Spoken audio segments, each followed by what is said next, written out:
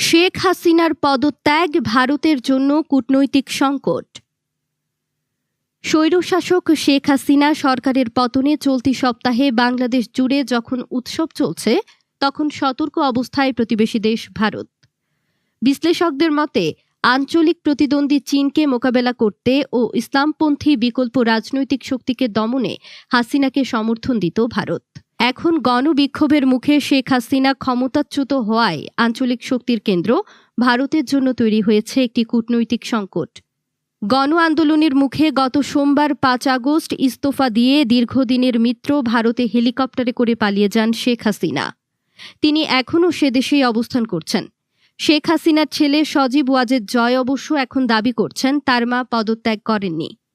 শেখ হাসিনাকে আশ্রয় দিলেও বাংলাদেশের ডক্টর মোহাম্মদ ইউনূসের নেতৃত্বে যে অন্তর্বর্তী সরকার গঠিত হয়েছে, তাকে প্রথমেই যারা শুভকামনা জানিয়েছেন তাদের একজন ভারতের প্রধানমন্ত্রী নরেন্দ্র মোদী। নয়াদিল্লি বলছে ঢাকার সঙ্গে কাজ চালিয়ে যাবে তারা।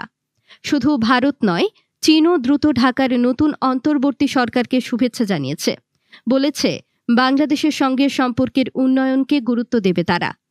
শেখ হাসিনা বাংলাদেশ জাতীয়তাবাদী দল বিএনপি সহ যাদের প্রতিদ্বন্দ্বী মনে করতেন তাদের নিষ্ঠুরভাবে দমন পীড়ন করেছেন। নয়াদিল্লিও তাদের হুমকি হিসেবে দেখেছে। ঢাকা এখন হাসিনার বিরোধীদের নিয়ন্ত্রণে। অতীতে হাসিনাকে সমর্থন করা ভবিষ্যতে ভারতের জন্য বড় সমস্যা হয়ে দেখা দিতে পারে। ইন্টারন্যাশনাল ক্রাইসিস গ্রুপের বিশ্লেষক থমাস কিন বলেন, বাংলাদেশিদের দৃষ্টিকোণ থেকে গত কয়েক বছর ভারত ভুল পক্ষে অবস্থান নিয়েছে। ভারত সরকার নিশ্চিতভাবেই ঢাকার কোনো পরিবর্তন চায়নি। তারা গত কয়েক বছর ধরে স্পষ্ট করে বুঝিয়েছে প্রতিবেশী দেশ শেখ হাসিনা ও আওয়ামী লীগের বিকল্প কোনো সরকার তারা দেখতে চায় না। প্রসঙ্গত, বিশ্বের সবচেয়ে জনবহুল দুদেশ ভারত ও চীন, নেপাল, শ্রীলঙ্কা, মালদ্বীপ সহ দক্ষিণ এশিয়া জুড়ে কৌশলগত আধিপত্য বিস্তারে ওই দুই দেশ পরস্পরের সঙ্গে প্রতিযোগিতায় লিপ্ত। শেখ হাসিনা উভয় দেশের সঙ্গে সম্পর্কের ভারসাম্য বজায় রাখার কৌশল গ্রহণ করেছিলেন। নয়াদিল্লির কাছ থেকে সমর্থন পেয়ে সুবিধা নেয়ার পাশাপাশি দৃঢ় সম্পর্ক বজায় রাখছিলেন চীনের সঙ্গেও।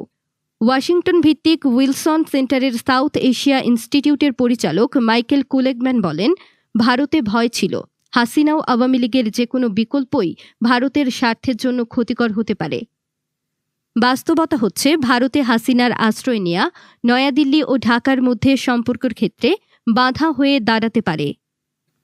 নিউজ ডেস্ক, আজ বার্তা, ঢাকা।